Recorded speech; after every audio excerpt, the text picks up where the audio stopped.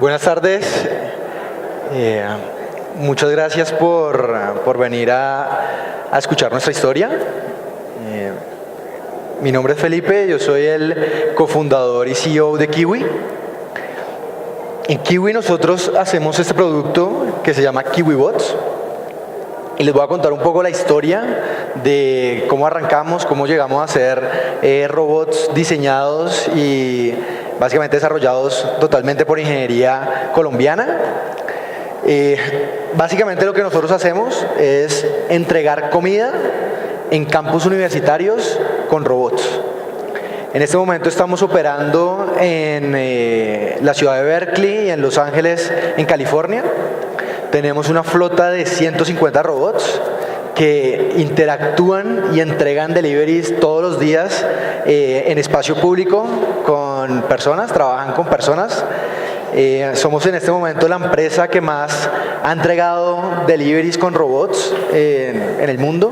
Ya hemos hecho más de 20,000 entregas de comida, más que todos nuestros competidores juntos. Y les quiero contar cómo llegamos a este punto.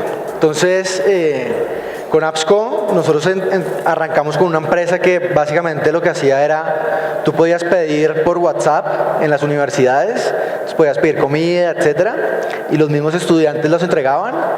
Esto funcionaba aquí en Bogotá, en Medellín, también funcionaba en Chile. Y todo el tema de la parte robótica comenzó más como un tema, como una distracción, como un hobby. Entonces, con mi socio empezamos a jugar con robots, etcétera, pero nunca, y pues como que siempre nos imaginábamos que construir un robot o construir este tipo de tecnologías requería unos recursos y un conocimiento que tal vez en ese momento creíamos que no teníamos. Y en ese momento yo estaba en Chile, estaba en un programa que se llama Startup Chile en Santiago, y me encontré con fui a una fiesta y me encontré con una gente de Berkeley, que estudiaba en Berkeley, y les mostré un video del robot que estaba desarrollando, pero era un robot supremamente pequeño, ¿no? O sea, la cosa más sencilla del mundo. Nos había costado desarrollarlo como $50, era súper pequeño y iba de una esquina del comedor a otra, como en la esquina de la mesa a la otra. Pero lo desarrollamos muy rápido y les mostré eso y ellos me dijeron como, oiga, usted debería ir a Berkeley. Como que en Berkeley hay un montón de cosas de robótica, es Silicon Valley, etcétera.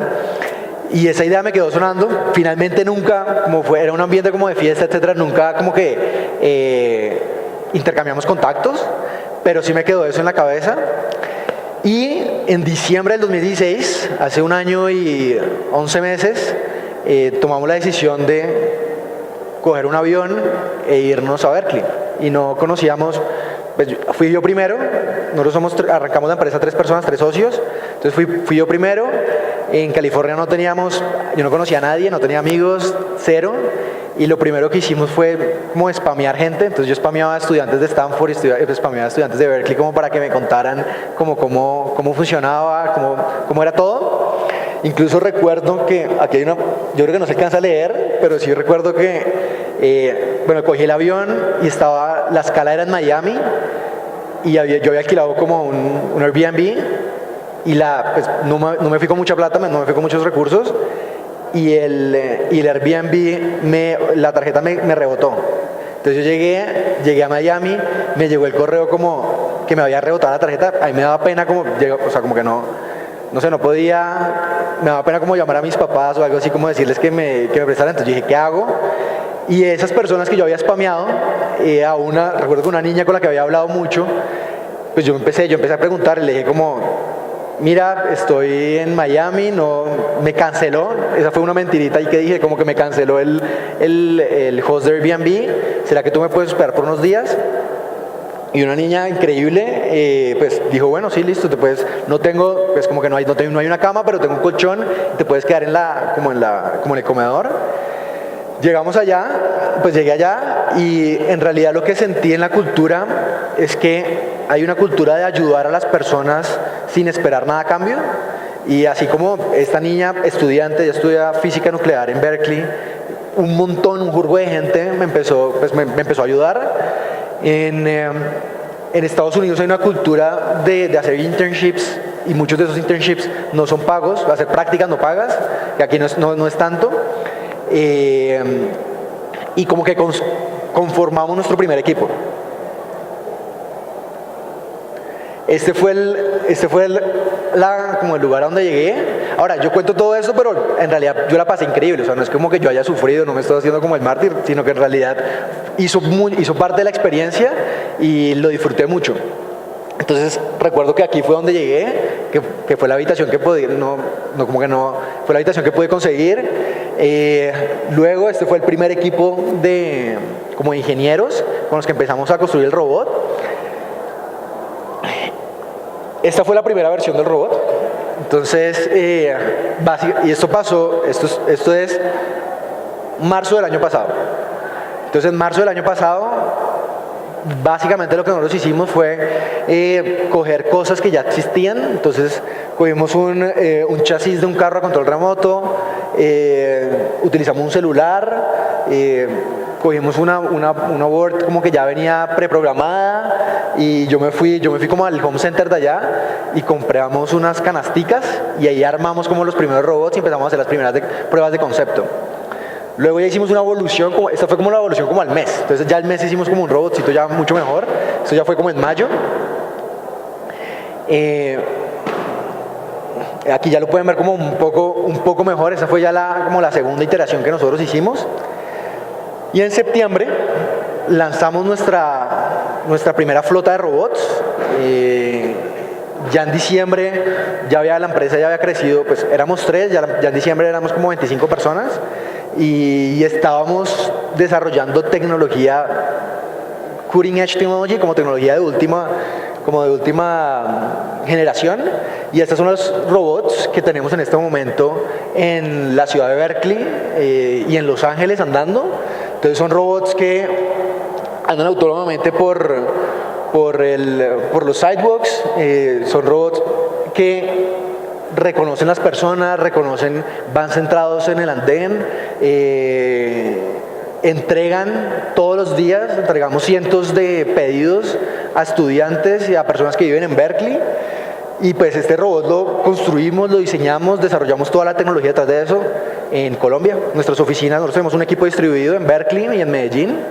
Y en Medellín ya tenemos 50 personas que construyen y diseñan esto, y estamos compitiendo en las grandes ligas con las grandes empresas de inteligencia artificial y de robótica en Silicon Valley. En este momento nosotros tenemos pues, un poco más que los robots. La visión que tenemos en la empresa es poder desmonetizar el delivery. Nosotros en Latinoamérica hay una cultura muy arraigada del delivery, como que todo el mundo pide domicilio, pero en Estados Unidos no es lo mismo. Entonces en Estados Unidos las personas no están acostumbradas a eso, y un poco es porque acá los productos son caros de acuerdo al poder adquisitivo, y el labor es las personas, la mano de obra es muy barata. En Estados Unidos pasa un poco lo contrario, de acuerdo al poder adquisitivo, los productos son muy baratos, pero la mano de obra es muy costosa, y eso ha hecho que la gente no pida domicilio. Entonces como que a pesar de que es el país más rico del mundo, que es el país que tiene la bancarización más alta, que es el e-commerce más fuerte, el delivery, como el domicilio que recibe uno en media hora, una hora que uno está acostumbrado en Latinoamérica o que también pasa en otras partes de Asia, no existe. Y por eso es el mercado perfecto para nuestra tecnología. Entonces nosotros ahorita tenemos una aplicación que los estudiantes, nosotros estamos enfocados en campus universitarios, los estudiantes pueden usar, piden, haz de cuenta que es como un domicilio o como un Rappi, y la gente pide, y nosotros lo que hacemos es a través de los robots, son mucho más eficientes que los humanos. Entonces nosotros manejamos un sistema multimodal que es humanos más robots. Entonces tenemos un humano, eso suena todo raro, una persona que va a los restaurantes, recoge los pedidos, los agrupa y luego llena robots, llena los robots que están desplegados por toda la ciudad. Un domiciliario normal, tanto acá como en Estados Unidos, puede hacer 2.5 órdenes la hora, en el mejor de los casos. Una persona que trabaja con nosotros, con el sistema de robots, puede llegar a hacer en promedio 12 órdenes la hora. Entonces es una eficiencia increíble y que hace que el delivery, el costo del delivery para nosotros sea mucho más bajo que todas las personas que están haciendo, todas las empresas que lo están haciendo con humanos. Además de eso, también hemos sido muy creativos con las fuentes de ingreso. Este robot no, pero los robots que tenemos en Berkeley, nosotros trabajamos con marcas, entonces tanto restaurantes como marcas para jóvenes pagan la hora por tener publicidad en el robot, porque pues son billboards andantes y que generan muchas impresiones. Entonces eso también nos ayuda a subsidiar el costo del delivery. También hacemos sampling. Esto es un poco para contarles cómo funciona el robot por dentro. Entonces nosotros tenemos 6 cámaras que nos dan una vista de 320 grados. En el robot no utilizamos ningún high-end sensor, solo es con cámaras y con una Jetson TX2 que tenemos. Entonces tenemos un computador muy potente que puede correr modelos de redes neuronales, y lo único que hacemos es con la visión. Entonces de la misma manera como nosotros hacemos la navegación con los ojos, pues con la vista, nosotros tomamos un approach similar y tenemos cámaras que básicamente detectan las personas, se aseguran que estemos centrados en el andén, cuando crucemos calles detectamos los semáforos, e igual, porque por darles un ejemplo, nosotros estamos cruzando en este momento 2000 calles al día, ¿sí? Y pues no podemos tener, o sea, si tenemos 99% de autonomía, pues podríamos tener errores. Entonces también nosotros tenemos un equipo en Medellín que se encarga de vigilar los robots, un equipo a 3000 millas, y que en cualquier momento cuando el robot no sabe qué hacer, o cuando hay que tomar decisiones, o cuando estamos en un lugar donde habíamos mapeado de alguna manera y ya hay un sitio de construcción o hay algo nuevo, esas personas toman control del robot y lo manejan, que es bien interesante. El primer batch lo construimos en Colombia, el último batch lo construimos en Shenzhen, en China, que también fue una experiencia pues absurda, porque tampoco nunca habíamos ido a China, y pues también llegamos allá y pudimos encontrar gente que nos ayudó mucho. Entonces este es como esos son unos cuantos de nuestros ingenieros como en la línea de producción. Este es para que vean un poco cómo es el cerebro de los robots. Entonces todos los robots tienen este cerebro, entonces aquí es donde corren las redes neuronales, están las cámaras, están los circuitos que le mandan los señales de PWM al motor, todo el GPS, todo está acá. Entonces este es el cerebro, y básicamente nosotros sacamos un cerebro y ponemos otro cerebro. Entonces es como, es una manera modular de tener robots muy interesante. A esto les iba a mostrar. Este es un ejemplo del sistema de ruteo que nosotros usamos. Entonces, como les contaba, hacer domicilios con seres humanos o con personas es totalmente distinto a hacer domicilios con personas y con robots. Entonces, en la logística, cada vez que tú puedes agrupar cosas, ganas mucho, tienes muchas eficiencias. Entonces esto es un ejemplo de cómo nosotros también tuvimos que crear un algoritmo para hacer los ruteos, para hacer la asignación de recursos de todo el sistema logístico. Más personas del equipo.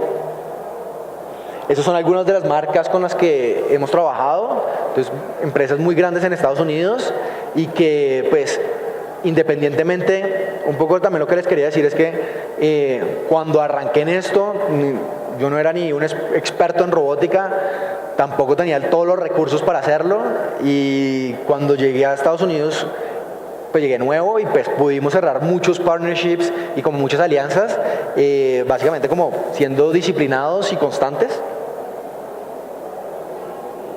Ese es el que están viendo, esa es la última versión del QBot, que tiene como varios cambios mecánicos y cambios por dentro.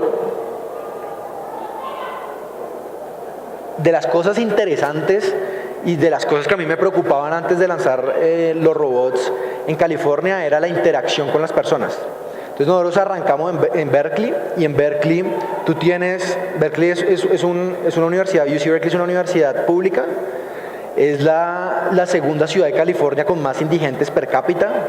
Hay movimientos antitecnología, ahí nació muchos movimientos hippie de California, hay movimientos antitecnología, hay estudiantes borrachos, todo el centro de la ciudad estaba en reconstrucción cuando nosotros arrancamos, entonces era una ciudad bastante compleja. Yo creo que como nada, no muy diferente a algunos lugares, de algunas zonas de Bogotá, pero el diseño del robot y crear un diseño y construir un producto pensando en las personas, pensando en la gente que va a estar rodeando el robot, pensando en los clientes, ha hecho que la gente se enamore. O sea, en este momento en Berkeley todos los estudiantes, tú puedes preguntarle a cualquier estudiante de UC Berkeley, sabe qué es KiwiBot, sabe nuestra marca, ha visto los robots. Hay estudiantes que van a las oficinas o me escriben mensajes y me dicen como, oiga, esto es lo más increíble o sea, personas como primíparos que llegan y me escriben como, oiga, esto es lo más increíble que me ha parecido en la universidad,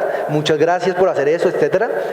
Y esa conexión con los robots, esa conexión con los seres humanos, es de las cosas que más le hemos trabajado, tanto en tener personas que le expliquen a la gente por qué esto no va a desplazar trabajos, por qué esto es importante, por qué es importante hacer logística a costo cero. Todo ese tipo de cosas son muy, muy prioritarias para el equipo. Entonces la gente bueno, no creo que tengo una foto de disfraz, pero en Estados Unidos cuando arrancan los semestres, como que la gente tiene que usar como cosas representativas de la universidad para como hacer grupos. Entonces la gente ha hecho como, bueno, como este tipo de como señales. El KiwiBot ha estado como con la banda de la universidad. Ha sido una cosa increíble como el recibimiento de las personas.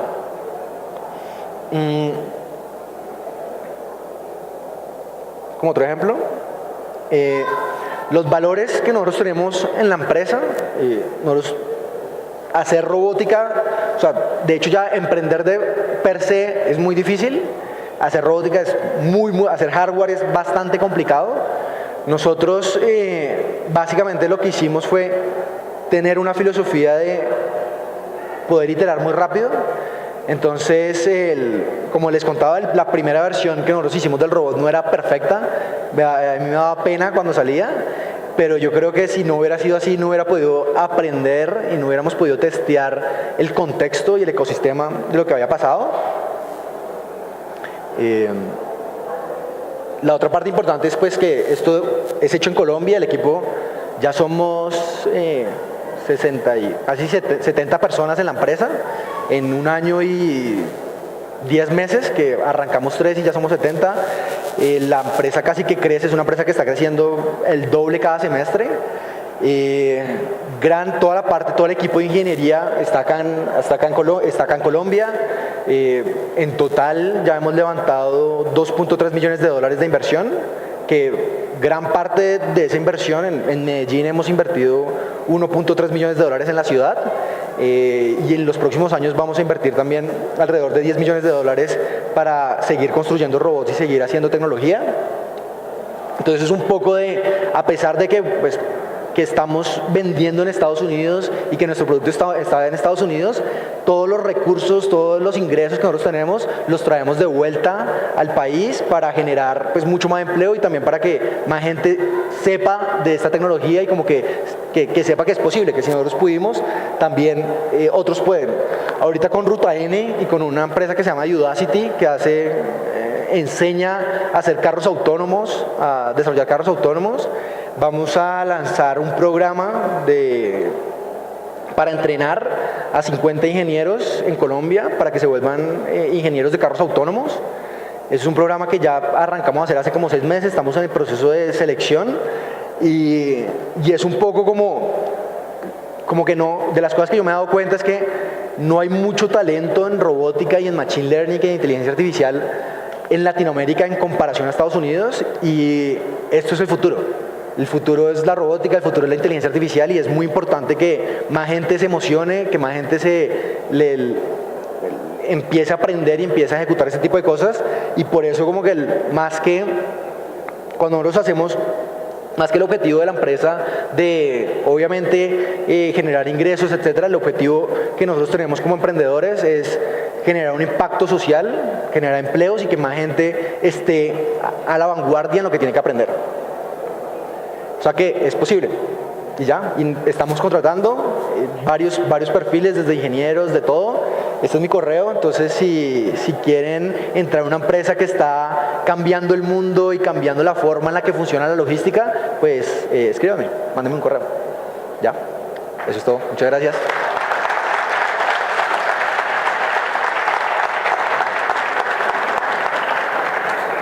No sé si hay como un espacio para preguntas o algo así.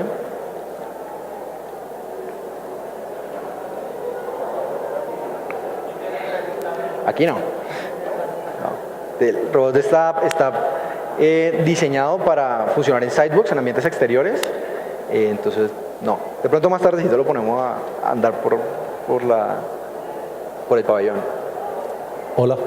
¿Cómo ha sido el proceso de recolección de información, de recursos para apoyar la iniciativa tanto en Colombia como en el extranjero?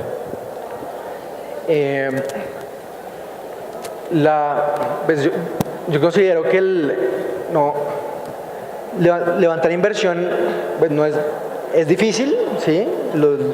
Yo siempre digo el dicho de que los gringos dicen que levantar inversión es difícil, pero es porque no han tratado de levantar dinero en Latinoamérica.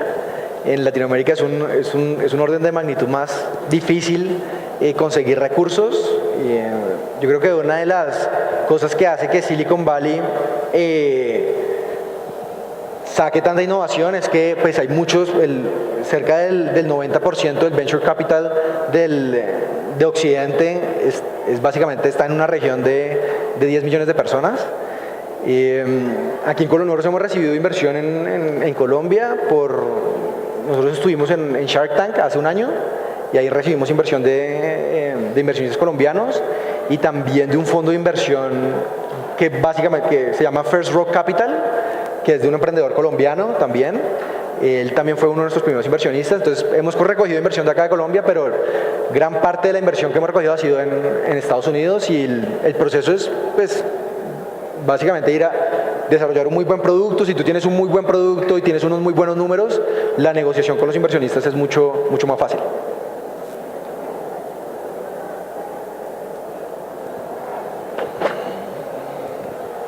Hola, buenas tardes. Hola, ¿cómo estás? ¿De pronto han pensado en tener trabajos como partners como ser partners de empresas que también están trabajando con movilidad autónoma, como los de SpaceX, o los que desarrollan también vehículos de esa gama? SpaceX hace cohetes. Sí, no me acuerdo ahorita, es el del Tesla, gracias. Ok, yo creo que hay mucho flujo de información y las personas no son como lo que les contaba, como que la cultura de Silicon Valley es ayudarlo a uno sin esperar nada a cambio. Entonces, en nuestro advisory board nosotros tenemos a Trevor Darrell, que se sienta en el board de Pinterest, de Voyage, y es una eminencia en inteligencia artificial. Es el director de Deep Drive, que es absurdo, y él básicamente nos empezó a apoyar y como cuando no hemos hecho nada. Entonces, lo que sí sucede es que hay mucha gente de otras empresas o gente que ya ha hecho esto, que lo ayuda a uno y lo guía para que uno no cometa errores que le pueden costar mucha plata o mucho tiempo. Y entonces, sí, como que así ha funcionado. Sí, la gente es como que el flujo no es tan celosa con algunas cosas. Sí, hola. Perdón. Mucho gusto. Hola, ¿cómo estás? Mi nombre es Santiago y te quería preguntar, ustedes nacieron aquí en Colombia, después se fueron a Estados Unidos. ¿Cuál crees que son las cosas que nos hacen falta a Colombia? ¿Qué es lo que nosotros podemos mejorar nosotros sin tenerle que ir a decir al presidente que no nos diga nada? ¿Qué es lo que podemos hacer nosotros para tener digamos, más posibilidades de nacer y crecer en Colombia con emprendimientos tan interesantes como este? Yo creo que la primera parte, y es el capital es clave, ¿sí? Yo pongo un ejemplo, y es que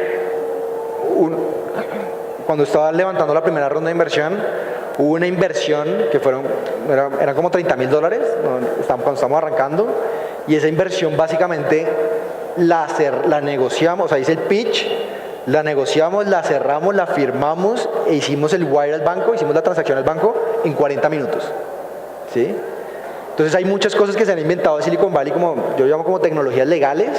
Entonces por lo menos allá existe algo que creo que aquí ya lo están haciendo, que se llaman safes, que son como notas convertibles que permiten que tú recibas inversión muy rápidamente, que el inversionista esté protegido y que tú también como emprendedor estés protegidos, y que no toque, digamos, si uno hace una inversión, cuando uno recibe inversión acá como tradicional en Colombia, pues hay que hacer un estudio como financiero, legal, de la parte de acciones, que puede tardar muchos meses.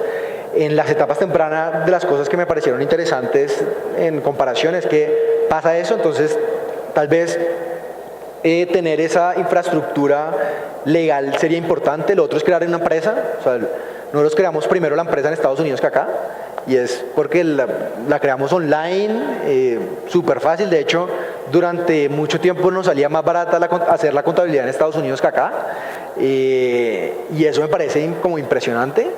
Entonces, como ese tipo de detallitos es importante. Y lo otro es que el gobierno como principal actor sí debería incentivar la inversión mucho más. Entonces, que aquí hay muchos capitales, hay empresarios con grandes capitales, pero básicamente no invierten en empresas locales, que es algo que sí está pasando, que sí pasa en Silicon Valley, que la gente reinvierte mucho otra vez en la comunidad. Esa cultura sería muy importante, y tal vez el gobierno puede incentivar la inversión. Yo creo que el capital es clave, y de ahí pues ya la academia y un montón de cosas, pero esas son como las cosas que se me ocurren aquí. Tengo una pregunta atrás. Sí. La parte del management, es decir, ya estando en Estados Unidos, tú tuviste que tener mucho contacto para tomar muchas decisiones.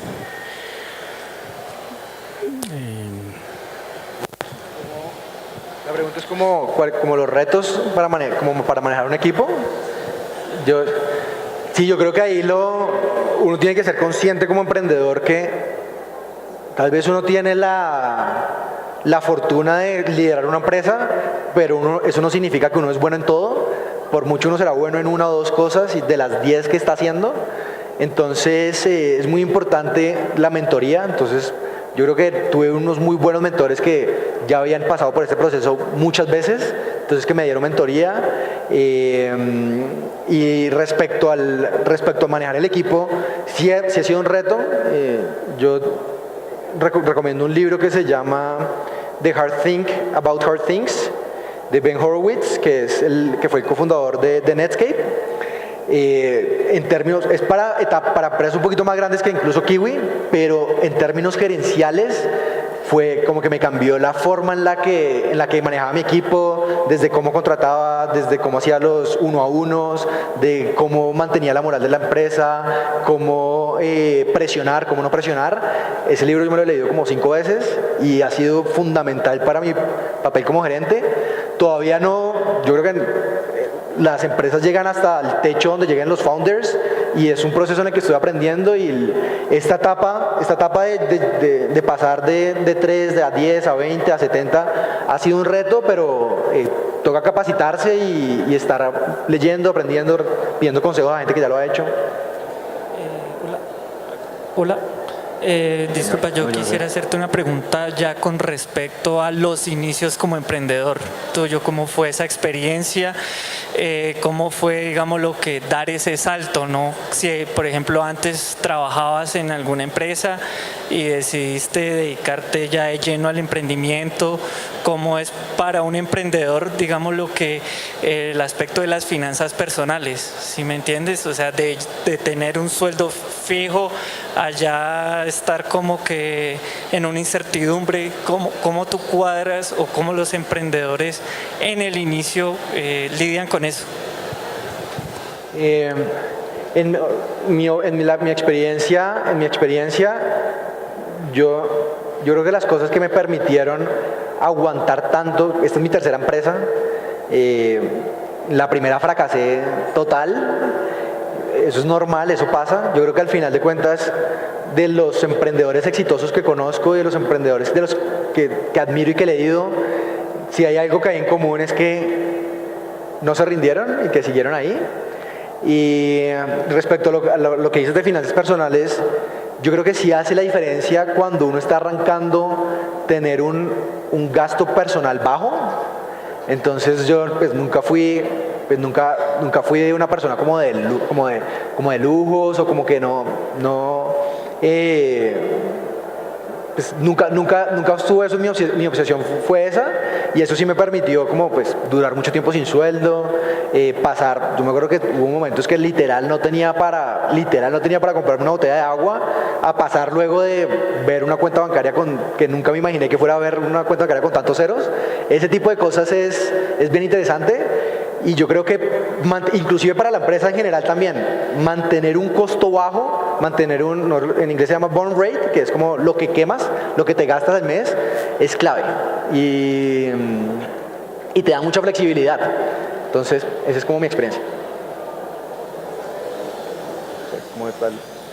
Bueno, no, felicitarte, excelente, de verdad. Gracias. Se nota la disciplina y el esfuerzo y la persistencia, ¿no? 3 preguntas muy concretas para respuesta concreta.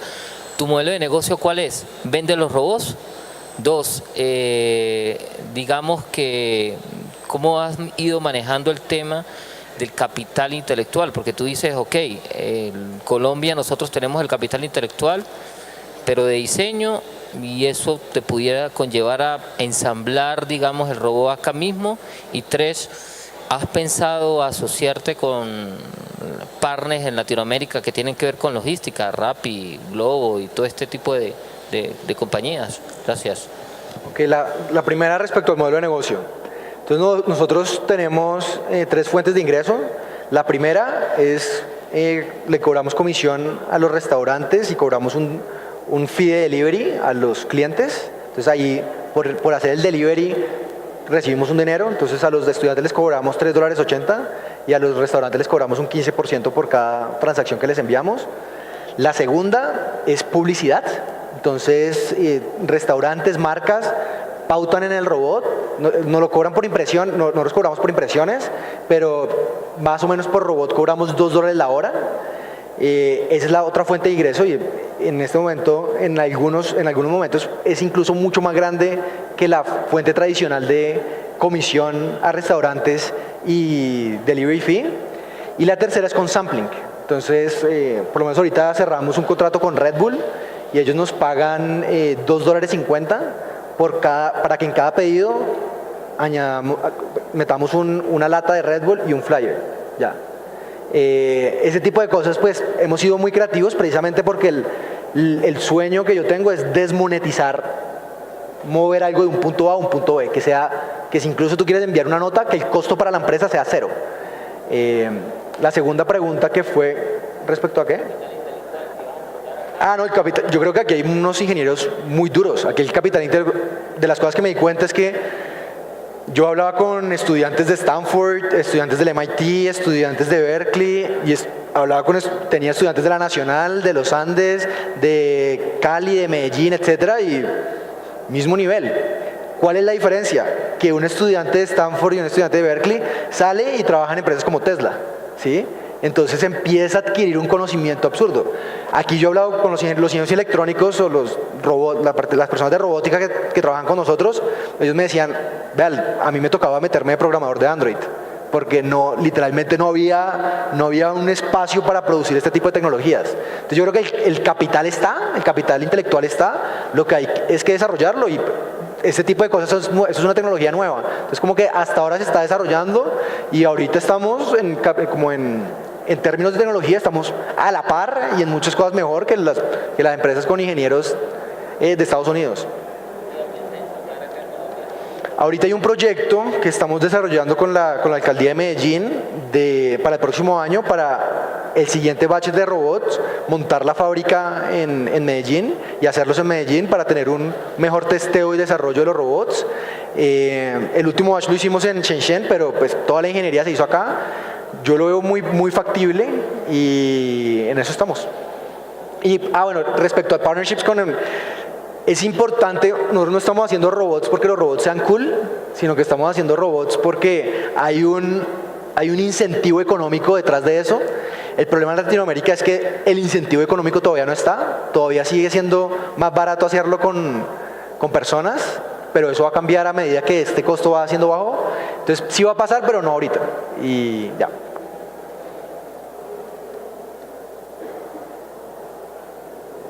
No sé dónde está el micrófono. Si quieres puedes preguntar aquí cerquita. Ver un poquito acerca del kiwi, dónde lleva la comida, dónde lleva lo que entrega y si has tenido problemas de seguridad que no se traten de llevárselo o que, no sé, que le quiten lo que llega, algún Ok. tipo de problemas. Bueno, ¿y cómo es su nombre? Con ella. Oneida, bueno, la pregunta de Oneida es que dónde va la comida en el robot y si hemos tenido problemas de seguridad.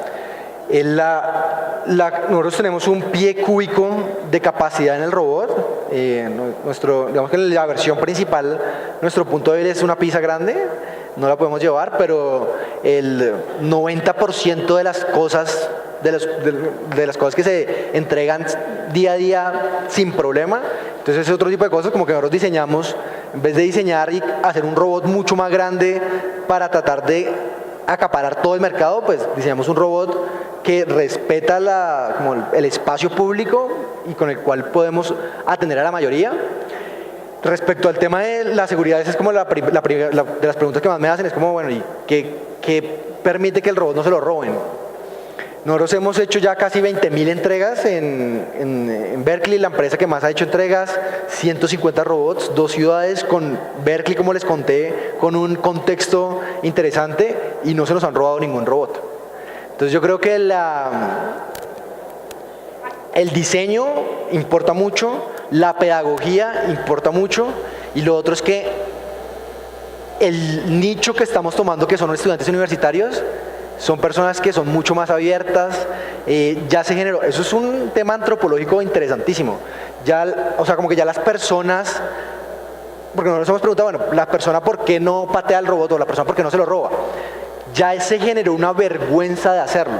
Entonces cuando a ti te da vergüenza hacerlo, cuando tú dices no lo voy a hacer porque las otras personas me van a mirar, ya es otro cuento. Entonces en eso también hemos avanzado muchísimo. Dime, ¿sí?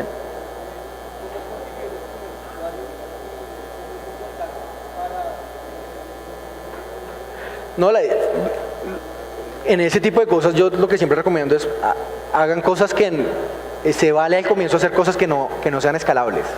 ¿Sí? Entonces los primeros contactos, puro cold email, puro spam a personas que no conocía, a los estudiantes les escribía, les decía como venga, ¿usted cuánto se gasta al mes en comidas? Pruébelo, como una cosa uno a uno. Y con los robots también, como la versión más rápida, etcétera. Entonces, pues, obviamente, el primer robot que construí no lo diseñé para construir 1000, lo diseñé para construir 3 y tener feedback. La primera estrategia de mercadeo para los clientes no fue, con esta estrategia voy a conseguir 10.000 clientes, fue, con esta estrategia voy a conseguir 5 personas que me den feedback, que los conozca, que me pueda tomar un café, que me den feedback de todo, que me expliquen la cultura, cómo piensan, etcétera.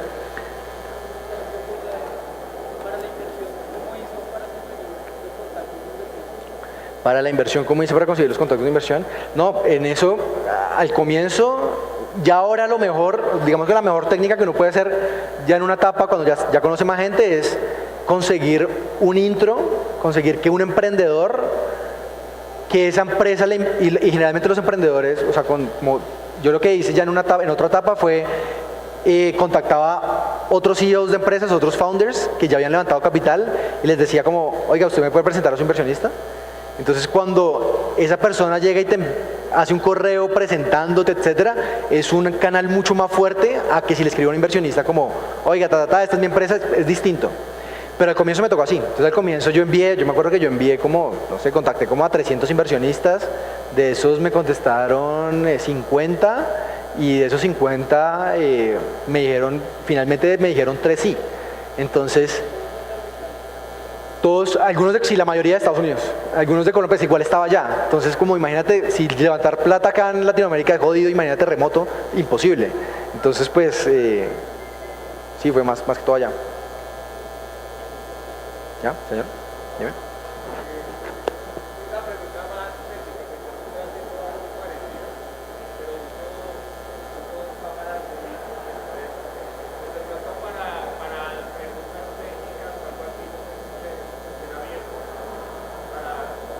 ¿Cuál?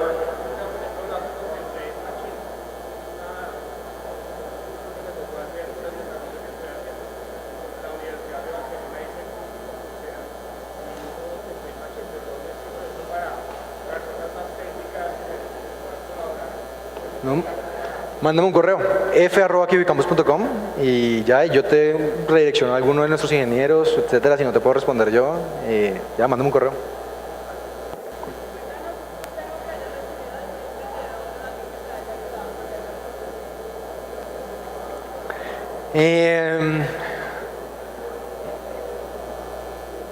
Digamos, en este tema que a la gente le interesa tanto, que yo por lo menos considero que levantar inversión no es sinónimo de éxito, entonces uno no puede decir que por lo que levantó inversión ya la empresa va bien, sencillamente es que tiene más capital para ejecutar más experimentos, pero la mejor forma de, inclusive de hacer, a mí me ha tocado reclutar a los ingenieros top de acá, de Colombia, o cuando voy a levantar inversión.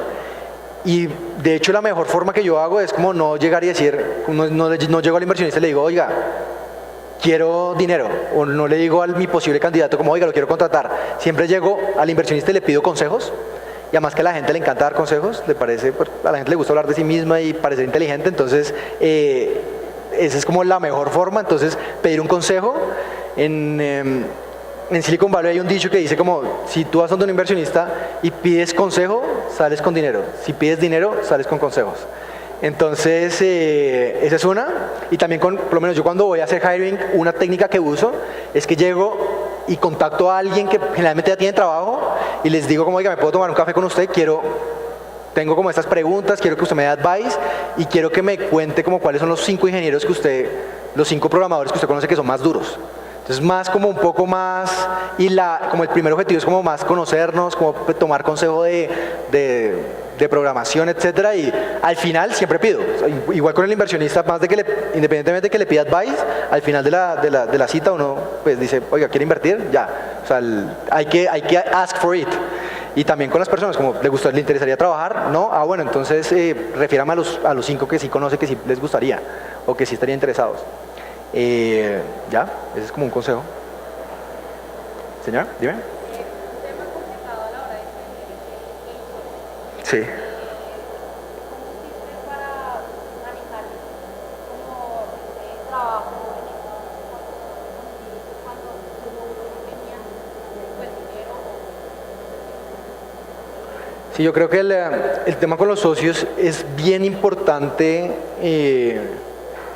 como eso suena cliché, pero sí es clave, y es como trabajar con personas con las que uno no tendría ningún problema que esa persona fuera jefe de uno.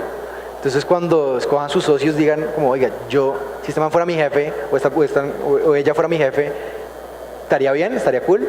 Esa es una. Para la estructura empresarial hay una cosa que se llama vesting. Entonces tú puedes hacer un plan a 5 años y cada mes tú recibes un porcentaje de la empresa, ¿sí?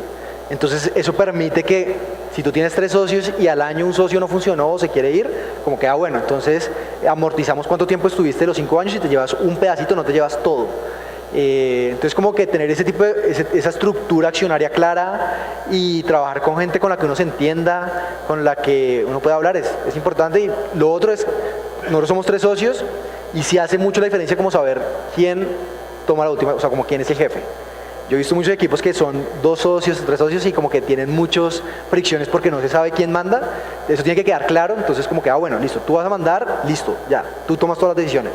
Obviamente mis socios me dan feedback, yo pues, los escucho mucho, es muy importante lo que me dicen, pero para ciertas decisiones, pues si me toca tomar, la tomo y ya. Ya, eso es como un consejo respecto a socios.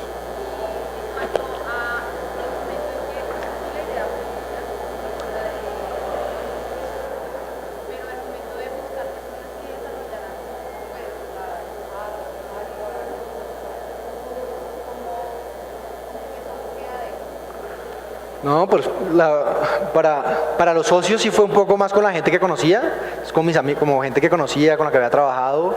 Para los empleados fue Facebook, un post y como pidiendo el favor de gente que conoce gente que trabaja y haciendo pues muchas entrevistas, hablando mucho.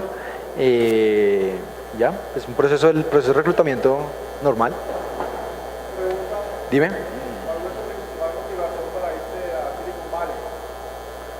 La principal motivación, yo creo que la principal motivación que fue que cuando estábamos jugando con el tema de robots, se demoraban como 3 semanas en llegar las partes.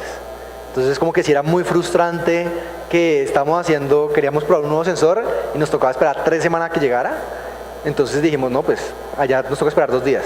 Ese fue como la principal, pero ya después cuando llegué allá dije como, no, es el acceso a conocimiento, a capital. Y ahora yo llegué allá con visa de turismo. Ya tengo visa, pero pues yo llegué allá con visa de turismo, etcétera, caído de un paracaídas. Ya, pues la motivación es como, pues, siempre la había tenido como en la mente, pero sí considero que fue una increíble decisión. ¿Sí? Dime.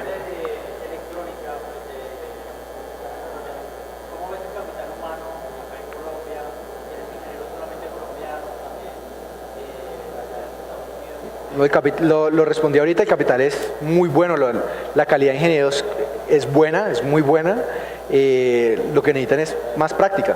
Entonces, ya ahorita nosotros estamos haciendo una base de ingenieros que se están preparando y también como que a mí de las cosas que me gustaría es que haya más empresas de robótica, que más gente se anime a hacer inteligencia artificial, o pues no robótica ni directamente, pero sí creo que es clave para el país.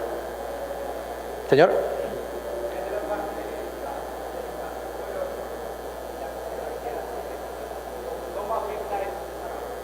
No, un jurgo. El 85% de los deliveries que se hacen en Estados Unidos se hacen en carro. El 85%. Entonces es un carro, el tamaño de un carro, un cerebro humano para llevar una bolsa con un burrito.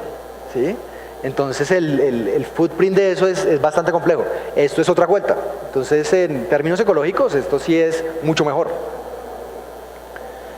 ¿Listo?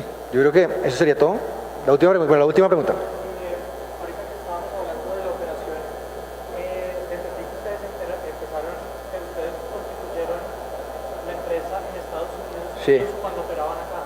Sí. ¿Eso fue por motivaciones, pues porque era más fácil, porque era más barato, o había alguna otra motivación? Porque era más fácil, porque era más barato, porque había cierto, por lo menos para un procesador de pagos. Ya ahorita creo que hay procesadores de pagos mejores acá, pero en esa época no me sentía como tan...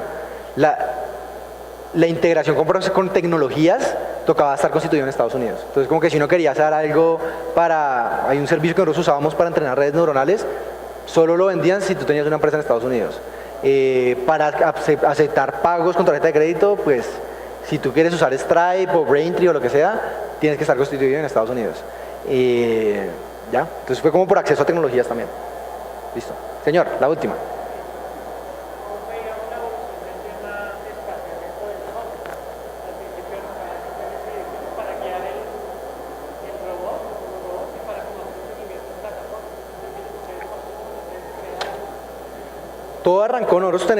Todo arrancó con gente, de hecho arrancó acá en Bogotá, nosotros teníamos una oficinita ahí al lado de la Nacional y teníamos estudiantes que básicamente controlaban los robots a 3.000 millas de distancia.